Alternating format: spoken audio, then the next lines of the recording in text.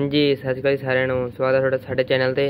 ਅੱਜ ਆਪਾਂ ਨਵੀਂ ट्राली बनाई है तो तुम देख सकते हो ये आप PVC पाइप की बनाई है सारी। ये हजे लिफ्ट लुफ्ट लाने वाली पई है तो आप तुहानूं PVC पाइप दिखाने पहला भी केड़ी है PVC पाइप जिस आप सारी ट्राली बनाई है।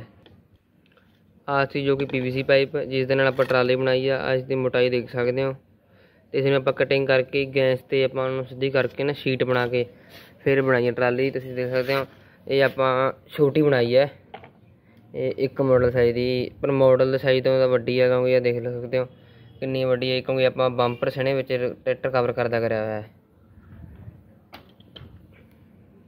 आ तुम देख सकते हो अपना ट्रैक्टर के टायर थोड़े चौड़े और ट्रैक्टर में बड़िया नहीं तो ट्रैक्टर की देखो ट्राली देखो कितनी वड्डी है ट्रैक्टर के साइज़ मॉडल नालों। ये सारी ही अपनी PVC पाइप की बनाई है तो डाला अपना इस तरह तो कुंडे बने खोलते ऐसे लोड करी हुई है थल्लों इत्थों पिन्ना इत्थों निकलते करी हुई ने डाल आप अलग तो भी ला के रख सकते हैं। तो आप पतली PVC पाइप यूज़ करी इत्थों वाली तो बाकी सारी कुछ की थल्ले जो हुण आप इस जल्द ही इस लिफ्ट लगावांगे इत्थे ते अपनी मार्क करी लेना ने जिस दे नाल आपां ट्राली सैटिंग करी है। आ अपने टायर ने जी ये अपने टायर दूसरे क्रेजी कार वाले गड्डी के टायर ने अपना सकंजा देख सकते हो साइड तो देख सकते हो इत्थे आप जोड़ पाया इस थां ते अपनी हुक ते अपने थल्ले डाई लगाई हुई आ तुसीं देख सकते हो। तो इधर फ्रंट साइड तो देख सकते हो किवें दी अपना लुक है।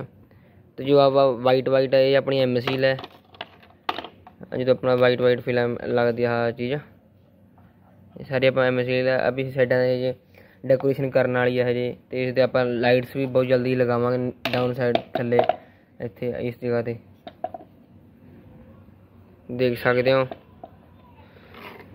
इस अपनी ट्राली का खर्चा सिर्फ अपना 500 रुपये मसा आया तो अपने मजबूत भी है तुसीं देख सकते हो। अपनी नंबर प्लेट के मुकाबले अपनी PVC पाइप मजबूत है। आ तुसीं लुक देख सकते हो साइड तो किड्डी का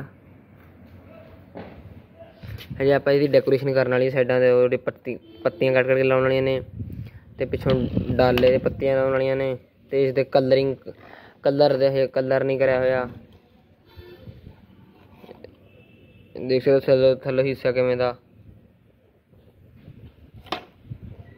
बहुत बहुत धन्यवाद साड़ी वीडियो नूं देखने वास्ते।